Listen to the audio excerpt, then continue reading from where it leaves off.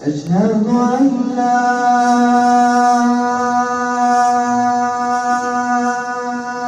إله إلا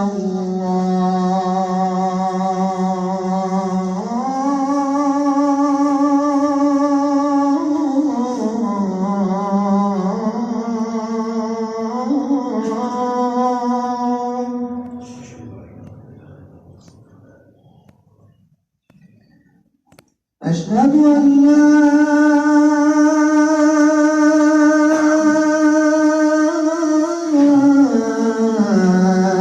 إله إلا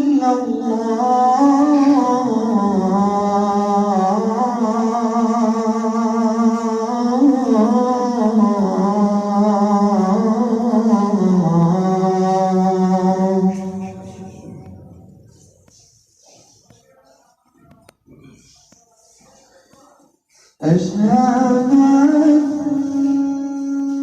محمدًا رسول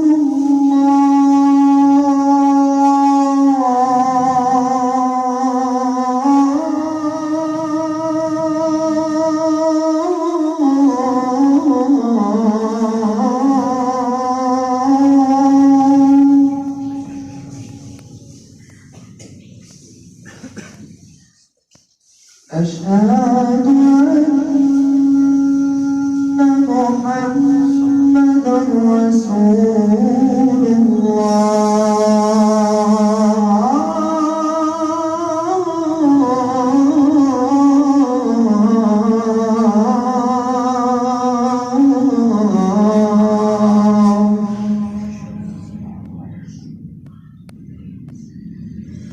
حي على الصلاة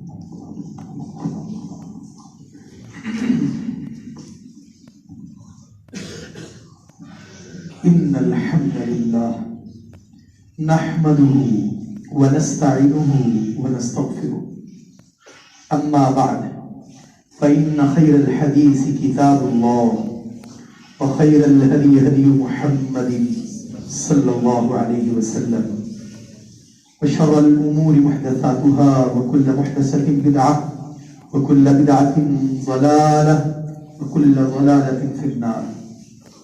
اللهم صل على محمد وعلى آل محمد كما صليت على إبراهيم وعلى آل إبراهيم إنك حميد مجيد.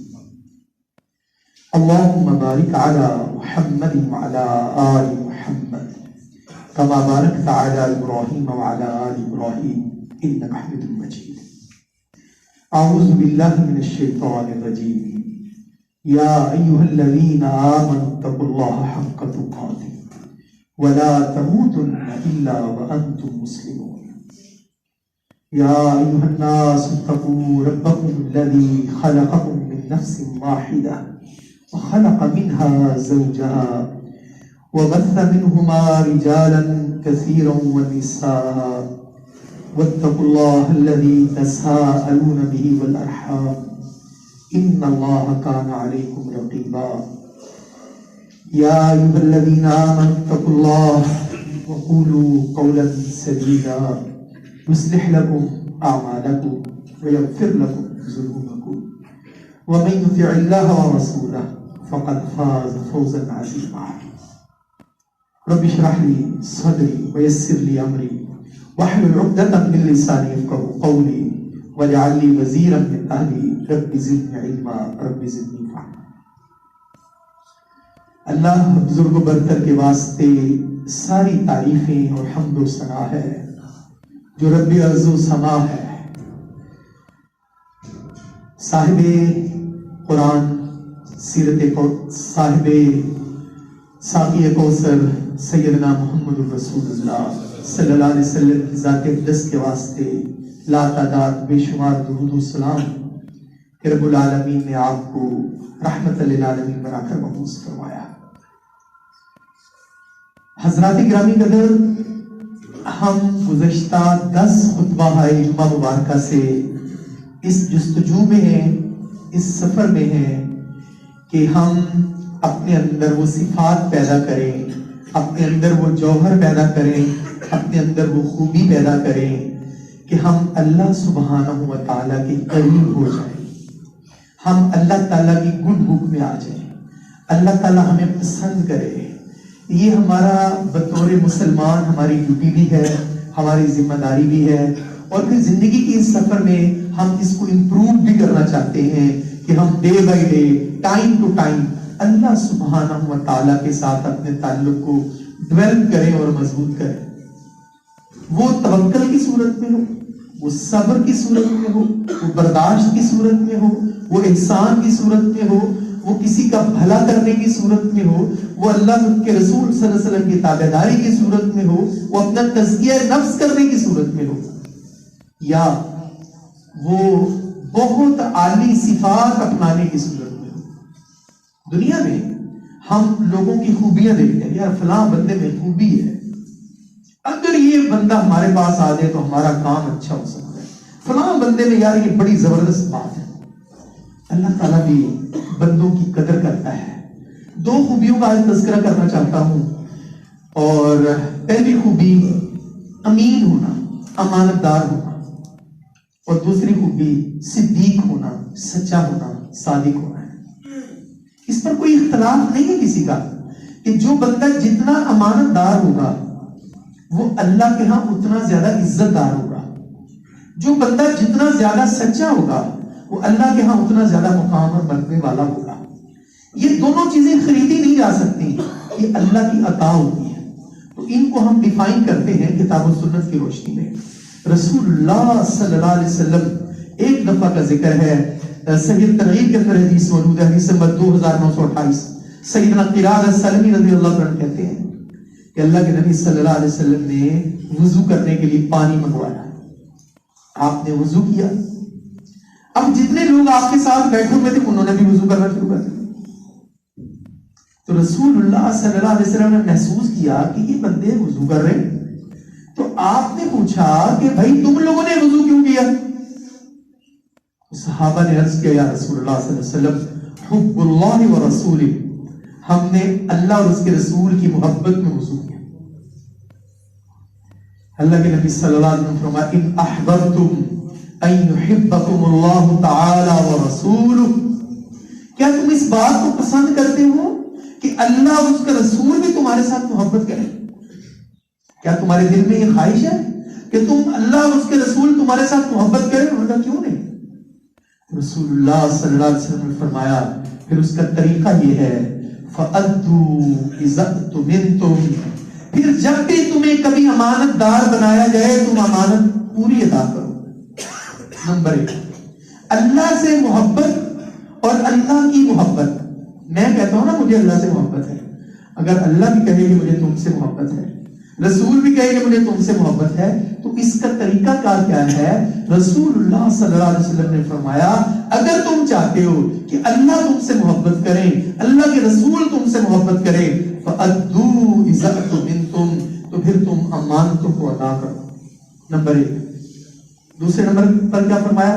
وَاصْدُقُوا إِذَا حَدَّثْتُمْ، جب جب تم بات کرو تو سچ بولو۔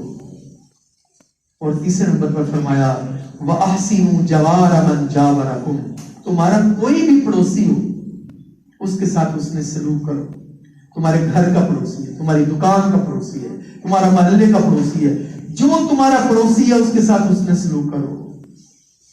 دیکھیں یہ کوئی اختلافی مسئلہ نہیں ہے، اس پر کوئی گورنمنٹ نے پابندی نہیں لگائی ہوئی کہ تم یہ نہ کرو، میں کروں، یہ اللہ تعالیٰ کی ہاں میری گڈ بک میں اضافہ ہوگا کہ میرے پاس کوئی بھی امانت ہے، کسی بھی طرح کا میں امین، میں اس امانت کو ادا کروں، وہ امانت حقدار تک پہنچاؤں۔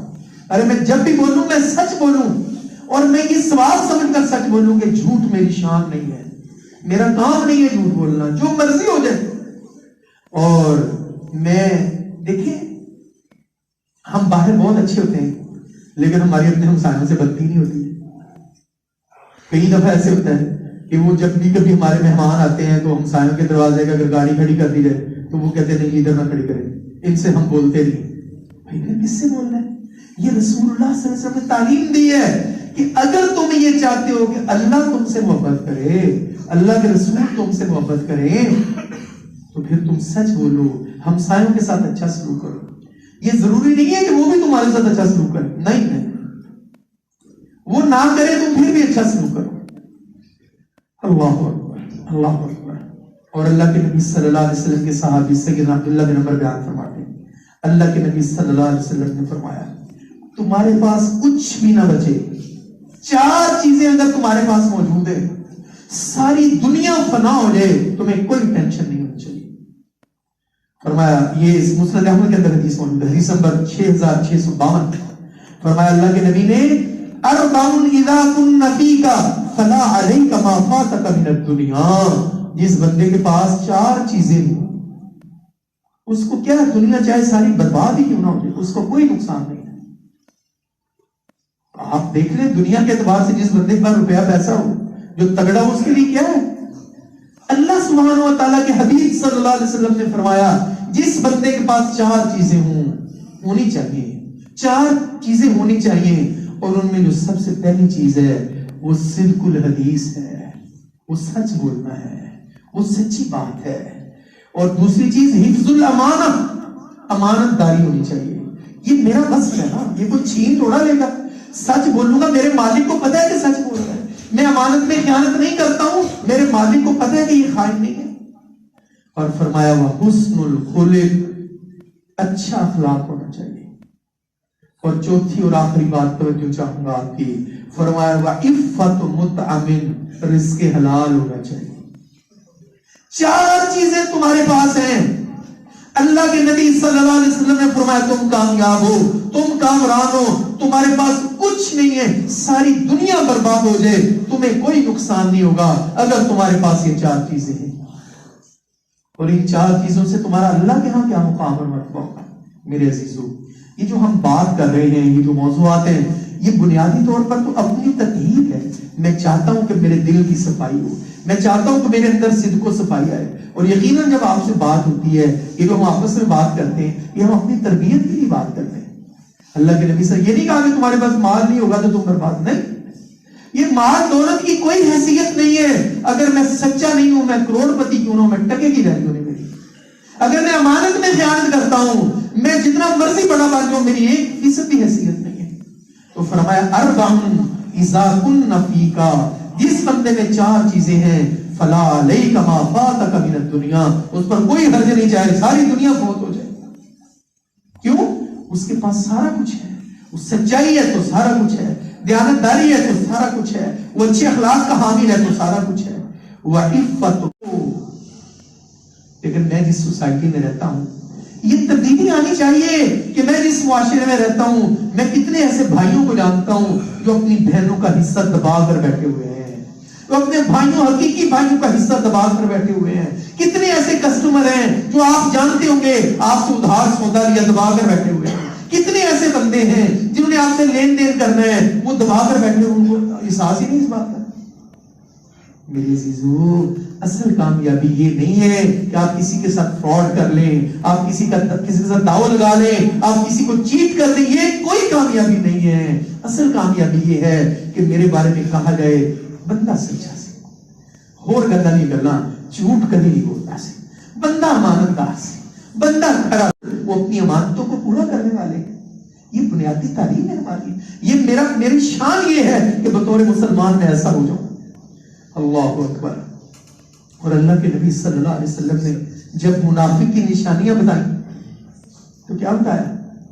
اللہ اکبر. یہ نہیں کہا کہ وہ قرآن نہیں پڑھے گا تو منافق ہوگا، یہ نہیں کہا وہ نماز نہیں پڑھے گا تو منافق ہوگا، یہ نہیں کہا وہ حج نہیں کرے گا تو منافق ہوگا. اللہ اکبر. میرے عزیزو، فرمایا رسول اللہ صلی اللہ علیہ وسلم نے آیت المنافق ثلاث، ایک حدیث میں آیت المنافق اربع، 4. فرمایا اذا حدث کذب، جب بات کرے تو جھوٹ بولے. کسی سے کیا پوچھنا ہے؟ میں اپنے آپ سے پوچھوں. میں اپنے آپ کو بہتر جانتا ہوں کہ جب بات کرے تو جھوٹ بولے. وہ منافق ہے، وہ اپنے آپ کو ڈکلیئر کر لے، اس کو کوئی ضرورت نہیں کسی سے فتویٰ لینے کی. وَإِذَا اؤْتُمِنَ خَانَ، جب اس کو امانت دار بنایا جائے تو امانت میں خیانت کرے. وہ چاہے حاجی لکھوا لے اپنے ساتھ، چاہے وہ قاری صاحب لکھوا لے، چاہے وہ مولانا صاحب لکھوا لے اپنے ساتھ، کیا فرق پڑتا ہے؟ چاہے وہ علامہ صاحب لکھوا لے، کیا فرق پڑتا ہے اس سے؟ جب اللہ کے نبی صلی اللہ علیہ وسلم نے فرمایا جب بات کرے تو جھوٹ بولے وہ منافق ہے، امانت میں خیانت کرے تو وہ منافق ہے. وَإِذَا وَعَدَ أَخْلَفَ، جب وعدہ کرے تو وعدہ خلافی کرے. وہ چاہے حاجی ہو، چاہے نمازی ہو، چاہے مولوی ہو، چاہے قاری ہو، وہ یہ طے کر لے شعوری طور پر، اس بات کو سمجھ لے کیوں ہمیں کسی سے فتویٰ لینے کی ضرورت ہے. فرمایا یہ طے کر لو، تم پڑھتے رہو نمازیں، پڑھتے رہو قرآن پاک، کرتے رہو عمرے اور حج. جب لوگوں کے ساتھ معاملہ ٹھیک نہیں ہے تو جو مرضی کرو. فرمایا منافق کی 4 نشانی، 4تھی نشانی کیا ہے؟ وَإِذَا خَاصَمَ فَجَرَ، جب لڑائی کرتا ہے تو گالم گلوچ پر اتر آتا ہے. میں اور آپ اپنے آپ سے پوچھیں، ہم سے کوئی لڑے تو کام ہی گالیوں سے سٹارٹ ہوتا ہے، اور پھر ایسی ایسی کوالٹی کی گالیاں دیتے ہیں، الامان الحدیث، نہ کسی نے سنی ہوتی ہے، اور پھر وہ بندے کے تن بدن میں آگ لگا دیتے ہیں. میرے عزیزو، یہ دین کی بات ہے، یہ اللہ رسول کی بات ہے. یہ چیزیں میرے اندر بطور مسلمان، یہ مسلمان کی شناخت ہے، یہ مسلمان کا حصہ ہے کہ مسلمان جھوٹا نہیں ہوتا، مسلمان خائن نہیں ہوتا، بد دیانت نہیں ہوتا، مسلمان گال گلوچ کرنے والا نہیں ہوتا. اور ہمارے نبی اکرم صلی اللہ علیہ وسلم جب بھی خطبہ ارشاد فرماتے، آپ کے سامنے تو صحابہ بیٹھے ہوتے تھے. وہ صحابہ، ابھی میں ایک تذکرہ کروں گا آپ کے سامنے، جن کے بارے میں قرآن اترا، جن کو قرآن نے رضی اللہ عنہ رضوان کہا، وہ بیٹھے ہوتے تھے. لیکن ہر خطبے میں اللہ کے نبی سیدنا انس رضی اللہ عنہ بیان کرتے ہیں، صحیح مسند احمد کے اندر حدیث نمبر 13199، اللہ کے نبی صلی اللہ علیہ وسلم فرماتے لا ایمان لمن لا امانت له، اس بندے کا کوئی ایمان نہیں ہے جو امانت دار نہیں ہے. یہ کن کو کہہ رہے ہیں؟ جن کے ایمان کو کسوٹی قرار دیا، جن کے ایمان کے کن کو خطبہ دیتے تھے؟ صحابہ کو خطبہ دیتے تھے. میں اور آپ کہاں سٹینڈ کرتے ہیں؟ یہ اپنی تربیت کرنے والی بات ہے. اللہ کے حبیب کیا فرماتے ہیں؟ لا ایمان لمن لا امانت لہ. اس کا کوئی ایمان نہیں ہے جو امانت دار نہیں ہے. اور کیا کہا؟ ولا دین لمن لا عہد لہ. اس کا کوئی دین نہیں ہے جو وعدے کی خلاف ورزی کرتا ہے. پرکھیں تو صحیح اس کسوٹی کے اوپر. میں اور آپ اس لیول پر آ کر اپنے آپ کو جج تو کریں. میں کسی کو بے ایمان کہنے سے کچھ حاصل نہیں ہوگا. میں اپنے ایمان کو چیک کروں. میرے نبی نے کسوٹی بتا دی، فرمایا لا ایمان لمن لا امانت لہ. جو امانت میں خیانت کرتا ہے. دیکھیں بہت ساری امانتیں ہیں. لین دین امانت نہیں ہوتا. جو اللہ نے مجھے اولاد عطا کی ہے، میں اس اولاد کا امین ہوں. میں اس کی صحیح تربیت ہی نہ کر سکا، میں اس کو قرآن و حدیث پر لا ہی نہ سکا، میں اللہ رسول کی بات کی میں نے خیانت کی ہے. یہ پیسوں کی خیانت کی اس سے بڑی خیانت ہے کہ میں نیک اولاد معاشرے میں نہیں کھڑی کر سکا، میں نیک افراد تیار ہی نہیں کر سکا، میں نیک بن ہی نہیں سکا. اور میرا مطمع نظر یہ تھا کہ بس میں نے ترقی کرنی جیسے مرضی کرنی ہے، بس میں نے پیسے حاصل کرنے جیسے مرضی حاصل کرنے. یہ بھی خیانت ہے. فرمایا اس بندے کا کوئی ایمان نہیں ہے جو امانت دار نہیں ہے. اس کا کوئی دین نہیں ہے جو وعدہ کی خلاف ورزی کرتا ہے. آپ کسی سے پیسے لینے چلے گئے، آپ اس کو کہہ رہے ہیں حاجی صاحب پھر وعدہ خلافی ہوگی، حاجی دیکھ کوئی گل نہیں ہے، کہاں تک یعنی اس کے نزدیک یہ بات ہی کوئی نہیں. نہ میرے عزیزو، آؤ اس بات کی طرف. یہ ریوائول کرو، یہ چیزیں زندہ کرو. ہماری مارکیٹ کا، ہماری مسجد کے نمازیوں کا، میرے دوستوں کا یہ وتیرہ ہو. لوگ مثال دیں اور کل قیامت والے دن جب میں اور آپ اللہ کے حضور پیش ہوں، ہمارا استقبال کیا ہے. یہ سارے سچے تھے، یہ سارے امانت دار تھے، یہ سارے دیانتدار تھے، یہ سارے اچھے اخلاق والے تھے. کسی جگہ تو میں اور آپ اسٹینڈ کریں. یہ وہ تعلیم ہے جو اللہ کے نبی صلی اللہ علیہ وسلم لے کر آئے. اللہ اکبر. اور دنیا میں اگر میں کسی کا حق دبا لوں تو دنیا میں تو کوئی بات نہیں ہے، لیکن ایک دن مجھے اللہ کے حضور پیش ہونا ہے. آئیے صحیح مسلم شریف کے اندر ایک حدیث موجود ہے، حدیث نمبر 6745. جناب ابو ہریرہ رضی اللہ تعالیٰ عنہ اس حدیث کو روایت کرتے ہیں. اللہ کے نبی صلی اللہ علیہ وسلم نے فرمایا لَتَعُدُّنَّ الْحُقُوقَ إِلَىٰ أَهْلِهَا يَوْمَ الْقِيَامَةِ. قیامت والے دن تمہیں لوگوں کے حق دینے پڑیں گے. دنیا میں دے لو، نہیں تو قیامت والے دن تمہیں دینے ہی دینے پڑیں گے. تاکید کے ساتھ ارشاد فرمایا. کہاں بھاگیں گے، کدھر جائیں گے؟ دنیا میں تو تھوڑی چیز دے کر جان چھوٹ جائے گی. قیامت والے دن بندہ کیا کہے گا؟ کاش میرے پاس زمین آسمان کے خزانے ہوتے اور اتنے ہی اور ہوتے، میں سارا کچھ فدیے میں دے دیتا، میری جان چھوٹ جاتی. لیکن وہاں نہیں چھوٹے گی جان. کیا فرمایا جاتا؟ وَدُنَّ الْحُقُوقَ إِلَىٰ أَهْلِهَا. میرے بھائی کو نہیں پتا، مجھے تو پتا ہے نا، یہ میں نے اس کا حق دبایا ہوا ہے. میری بہن کو نہیں پتا، مجھے تو پتا ہے نا. پتا ہوتا ہے، دل میں تڑکو بھی ہوتا ہے، لیکن اس کے باوجود چل کوئی گل نہیں، پھر چل کوئی گل نہیں. اللہ کے نبی صلی اللہ علیہ وسلم مثال دی. یقاد للشاة الجاری من الشاة القرناء. قیامت والے دن جب اللہ عدل کی مسند پر بیٹھے گا، پھر اللہ عدل اور انصاف کرے گا، پھر لوگوں کے حقوق دلوائے جائیں گے، پھر لوگوں کے حقوق دلوائے جائیں گے. میں ایک چھوٹی سی مثال دیتا ہوں. جب ہم گھر جاتے ہیں، جو بچہ چھوٹا ہوتا ہے وہ ہمارے گلے لگ جاتا ہے، کہتا پاپا مجھے اس نے نہیں مارا، پاپا مجھے اس نے نہیں مارا. تو پاپا کیا کرتے ہیں؟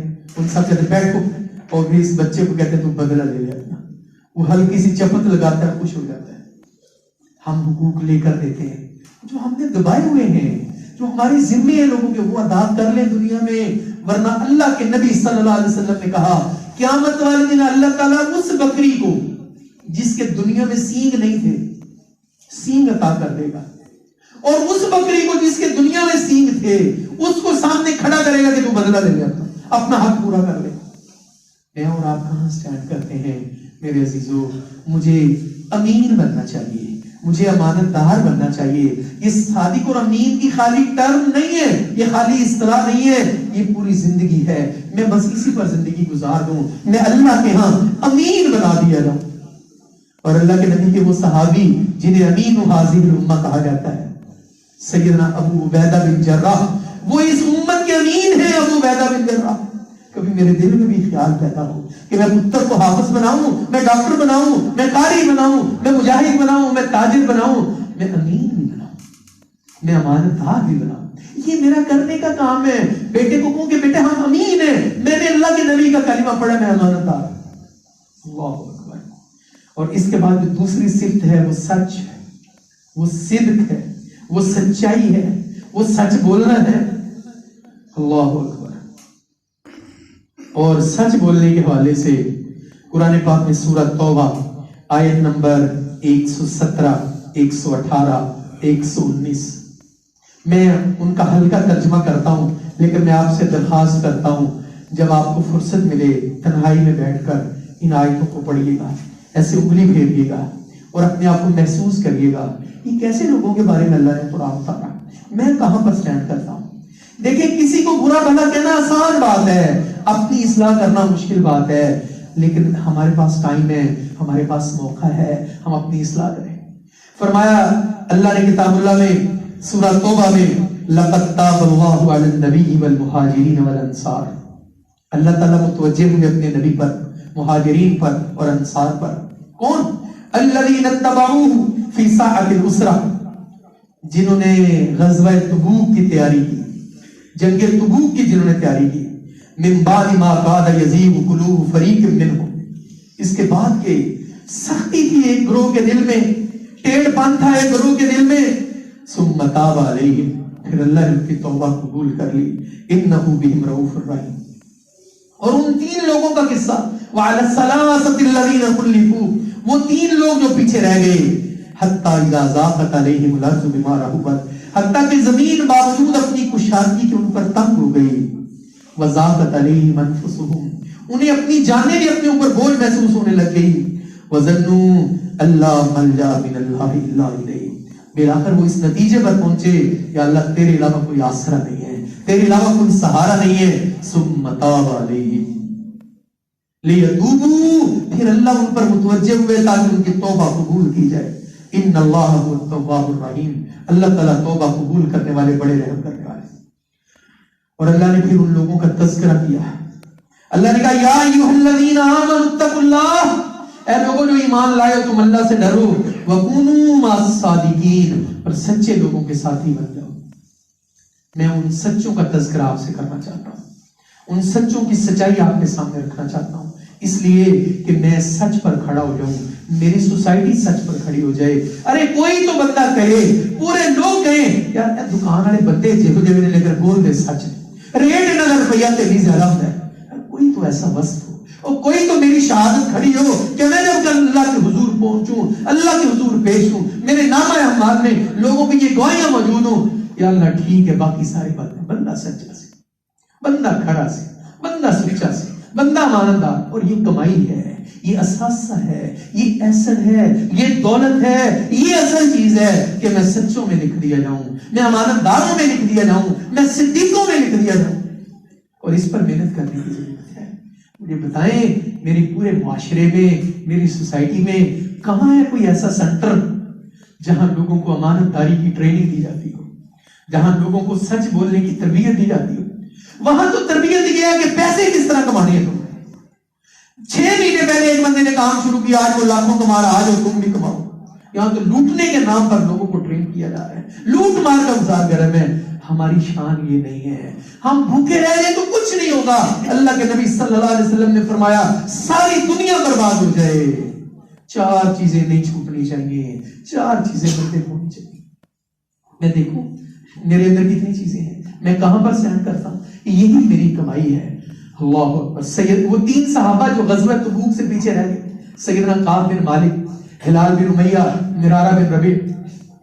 میں کئی دفعہ پہلے بھی یہ حدیث پڑھی ہے، میں 3 دن سے اس حدیث کو پڑھ رہا ہوں. صحیح بخاری کا جنہوں نے ترجمہ کیا اردو زبان میں، ان کا نام مولانا داؤد راز ہے. میں نے پڑھا، انہوں نے اس حدیث کے شروع میں ایک نوٹ لکھا.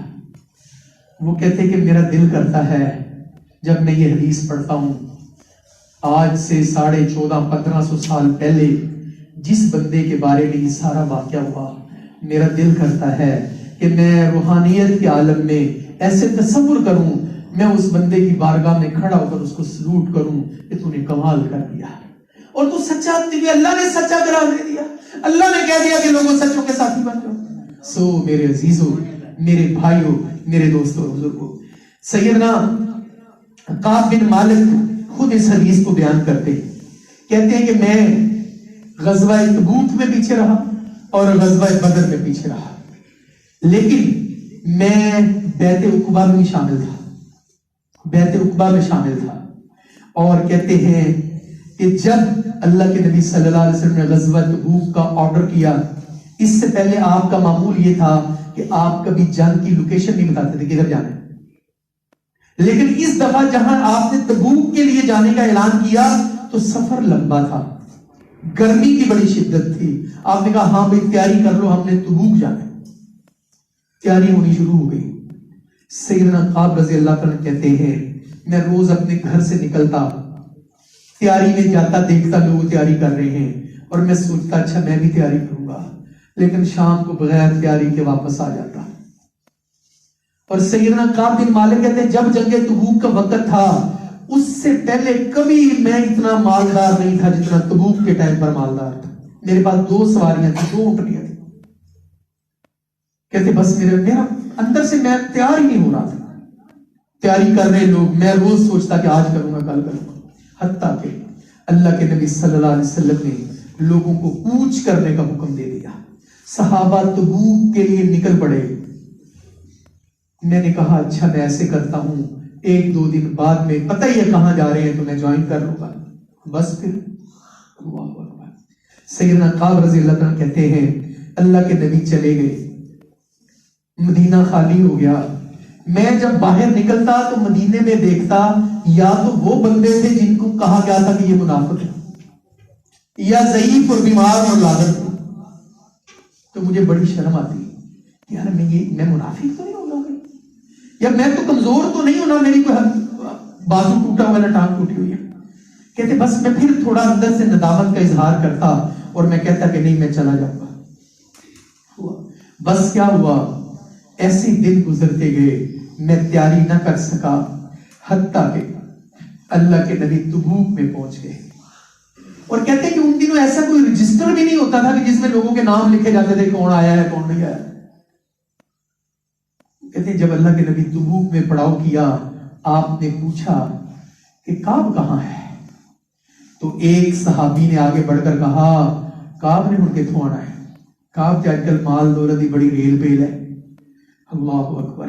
تو سیدنا معاذ بن جبل نے کہا نہیں ایسے نہیں کہتے، ایسے نہیں کہتے، کعب تو اچھا آدمی ہے، ہم نے اسے ہمیشہ نیکی پر پایا ہے. تو اللہ کے نبی چپ ہو گئے، رسول اللہ صلی اللہ علیہ وسلم چپ ہو گئے. جنگ تبوک آپ کو پتہ ختم ہو گئی. اللہ کے نبی صلی اللہ علیہ وسلم واپس آئے.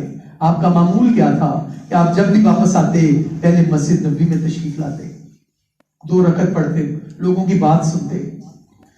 اللہ اکبر. اللہ کے نبی صلی اللہ علیہ وسلم واپس آ گئے، مسجد نبوی میں 2 رکعت نماز پڑھی اور لوگوں سے بات چیت شروع ہو گئی. اللہ اکبر. حدیث کے الفاظ کیا ہیں؟ جاء المخلفون، وہ جو پیچھے رہ گئے تھے نا وہ آنا شروع ہو گئے ایک ایک کر کے. 80 کے قریب بندے تھے، وہ ایک ایک کر کے آنا شروع ہو گئے. کسی نے کوئی عذر کیا، کسی نے کوئی عذر کیا، کسی نے کوئی بہانہ کیا، کسی نے کوئی بہانہ کیا. آپ نے سب کی باتیں سنی، سب کو کہا ٹھیک ہے. اور اسی اسنا میں سیدنا کعب رضی اللہ عنہ کہتے ہیں کہ میں بھی آگے بڑھا. فجئتم، میں آپ کے پاس گیا، فسلمت علیہ، میں نے رسول اللہ صلی اللہ علیہ وسلم پر سلام پیش کیا. اللہ کے نبی صلی اللہ علیہ وسلم مسکرائے، لیکن جو آپ کا مسکرانا تھا وہ کیا تھا؟ تبسم المغضب. آپ کا مسکرانا غصے والا مسکرانا تھا. رسول اللہ کا مسکرانا غصے والا تھا. آپ نے مجھے کہا تعال ادھر آؤ. جب میں آپ کے پاس آگے بڑھا اور آپ کے سامنے بیٹھ گیا تو اللہ کے نبی نے کہا ما خلفک،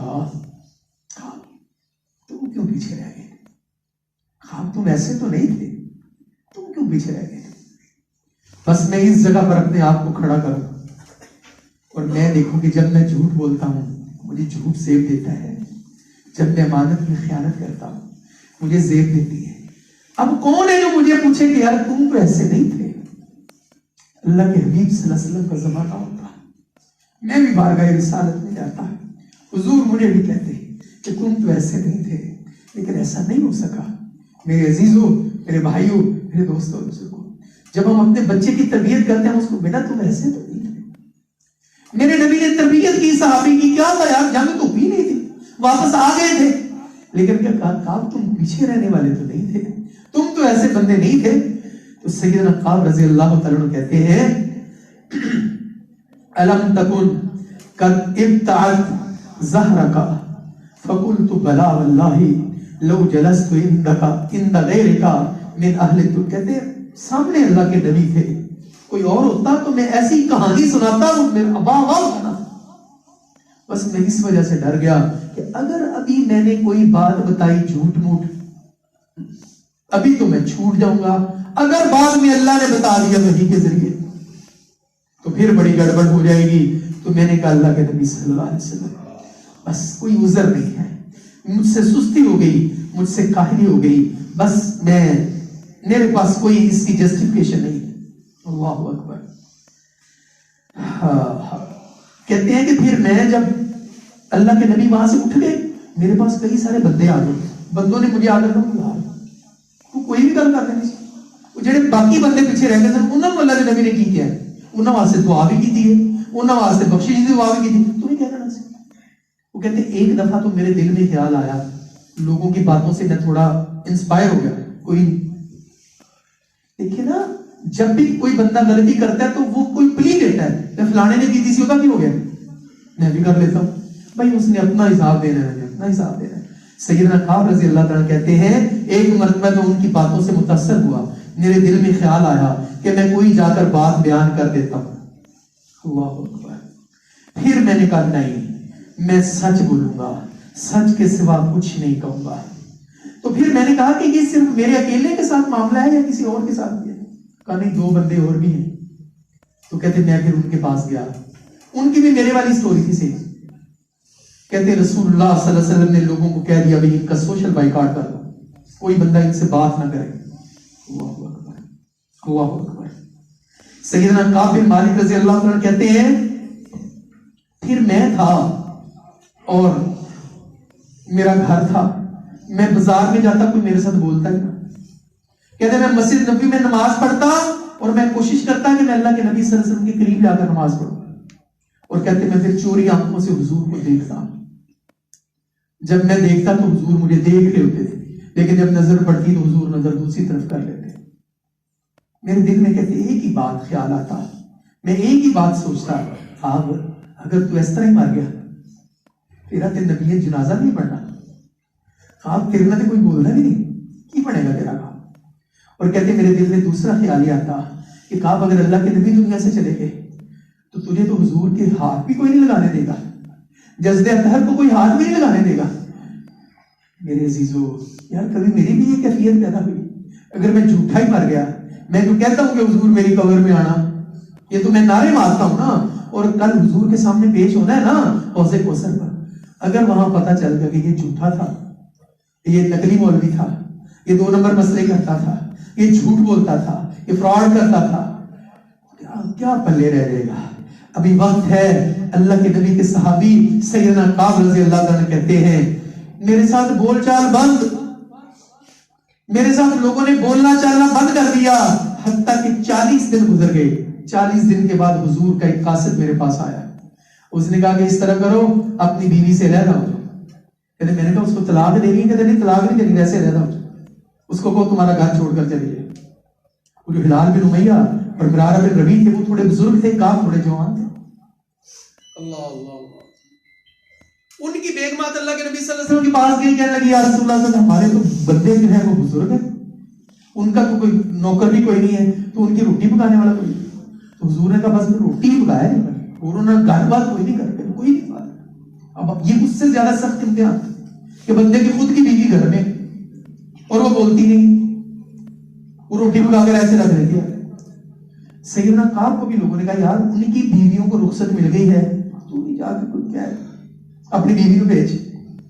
سیدنا کعب رضی اللہ تعالیٰ کہتے ہیں میری غیرت گوارا نہیں کرتی، میری غیرت گوارا نہیں کرتی کہ میں جا کر اپنی بیوی کو اللہ کے نبی صلی اللہ علیہ وسلم کے پاس بھیجوں۔ बात लंबी होगी, वक्त थोड़ा है। सैयदना काब रज़ी अल्लाह तआला कहते हैं बस इसी असना में एक दफा मैं बाजार में जा रहा था, वहां मैंने देखा एक बाहर मुल्क से एक बंदा आया हुआ है, वो लोगों से काब के बारे में पूछ रहा है। लोग उसको मुंह से बोलकर नहीं बता रहे, बल्कि उसको इशारे कर बोलो। अल्लाह अकबर। वो बंदा मेरे पास आया, उसने आकर कहा कि तुम्हारे बारे में पता चला है कि तुम बड़े अच्छे आदमी, तुम्हारे नबी तुमसे नाराज हो गए, छोड़ो इस बात को, हमारे मुल्क में आ जाओ, हम तुम्हारी खिदमत करते हैं, तुम्हें नेशनलिटी देते हैं, तुम्हें अपने पास रखेंगे। सैयदना काब कहते हैं मैंने वो खत देखा, मेरे नाम जो लिखा हुआ था, उसको मैंने पकड़ कर फाड़ कर फेंक दिया। और कहते हैं फिर एक दफा मेरे साथ कोई बंदा बात नहीं करता था, मेरे चचाजाद भाई और मेरे बड़े करीबी दोस्त, उनका एक बागीचा था और उनका नाम काब था, काब बिन मालिक। वो कहते हैं कि मैं उनका एक बागीचा था, तो कहते हैं एक दिन मैं दीवार फैला कर उनके बागीचे में चला गया। मैंने उनको कहा अस्सलाम वालेकुम, वालेकुम सलाम का नाम नहीं दिया। मैंने उसको कहा यार देखो तुम तो मुझे जानते हो कि मैं ऐसा बंदा नहीं हूं, मैं अल्लाह के नबी सल्लल्लाहु अलैहि वसल्लम का नाफरमान नहीं हूं। तो भाई देखो बात यह है कि मेरी भी शामत ना आ जाएगी, जब अल्लाह के नबी ने मना किया तो तू निकल जाए शाबाश। वो कहते हैं मैं बड़ा रोता हुआ वहां से निकल आया। मैं कभी नमाज घर में पढ़ लेता, कभी मस्जिद में पढ़ लेता। कहते हैं फिर एक दफा का जिक्र है, एक दफा का जिक्र है, 50 दिन गुजर गए इस बात को। अल्लाह के नबी सल्लल्लाहु अलैहि वसल्लम ने मस्जिद में फजर की नमाज के बाद ऐलान किया अल्लाह ने काब की तौबा कबूल कर ली है। एक बंदा घोड़े पर बैठा मुझे बताने के लिए, एक बंदा उस तरह आवाजें देने लग गया, उसने कहा अबशिर या काब, अबशिर या काब, काब तुझे मुबारक हो। कहता है एक तो बंदा पैदल आ रहा था, वो पहाड़ पर चढ़ गया ताकि घोड़े वाले से पहले जाकर मैं बता दूं। कहते मुझे उसकी आवाज आई और मैं सजदे में गिर गया। वह अरफ्तु अन कद जाअ फरजुन, मुझे पता चल गया मेरी मुसीबत टल गई है। और कहते हैं कि फिर वो जो बंदा था, अल्लाह अकबर, वो बंदा मेरे पास आया जिसने मुझे आकर बिशारत दी। मैंने अपने तन के कपड़े उतार कर उसको दे दिए और मैंने उधार कपड़े लेकर पहन लिए। तो कहते हैं फिर मैं मस्जिद नबवी में गया, लोग मुझे मुबारकबादें दे रहे, आप तुझे मुबारक हो। और कहते हैं फिर इसी आलम में सैयदना तलहा बिन उबैदुल्लाह आगे आए, आगे आकर मुझे मिले, उनका काब तुझे मुबारक हो, अल्लाह ने तेरी तौबा कबूल कर ली है। और कहते हैं ये एहसान काब का मेरे ऊपर सारी जिंदगी रहेगा कि उस भरे मजमे में काब ने आकर मेरी ढाल बताई। और सैयदना काब रज़ी अल्लाह अन्हु कहते हैं मैं आगे बढ़ा और अल्लाह के नबी सल्लल्लाहु अलैहि वसल्लम के चेहरे को मैंने देखा। और कहते जब अल्लाह के नबी खुश होते थे तो आपका चेहरा 14वीं के चांद की तरह चमकता होता था। तो मैंने कहा अल्लाह के नबी सल्लल्लाहु अलैहि वसल्लम ये जो हमारी तौबा कबूल हुई है ये आपकी तरफ से हुई है कि अल्लाह की तरफ से हुई है? अल्लाह अल्लाह अल्लाह अल्लाह। अब वही नहीं आएगी, फरिश्ते नहीं आएंगे, अब हमें खुद ही जस्टिफाई करना होगा। तो अल्लाह के नबी सल्लल्लाहु अलैहि वसल्लम का मिन इंदिल्लाह, ये अल्लाह की तरफ से हुई है। तो सैयदना काब रज़ी अल्लाह अन्हु कहते हैं मैंने कहा फिर मेरा माल जो है मैं अल्लाह के रास्ते में सदका न कर दूं? इतनी बड़ी खुशखबरी अल्लाह के नबी सल्लल्लाहु अलैहि वसल्लम को कहने लगे। रसूलुल्लाह ने कहा हमसे का रहेगा बाल का माल का, आज का दिन तुम्हारे लिए ऐसा ही है जैसे तो आज के दिन ही पैदा हुआ है, आज के दिन तो पैदा हुआ है। तो सैयदना काब रज़ी अल्लाह अन्हु कहते हैं कि अल्लाह के नबी ने फरमाया इन्नल्लाह इन्नमा जानी बिस्सिद्क़ि व इन्ना मिन तौबती अल्ला मुहद्दिस इल्ला सिद्क़ा।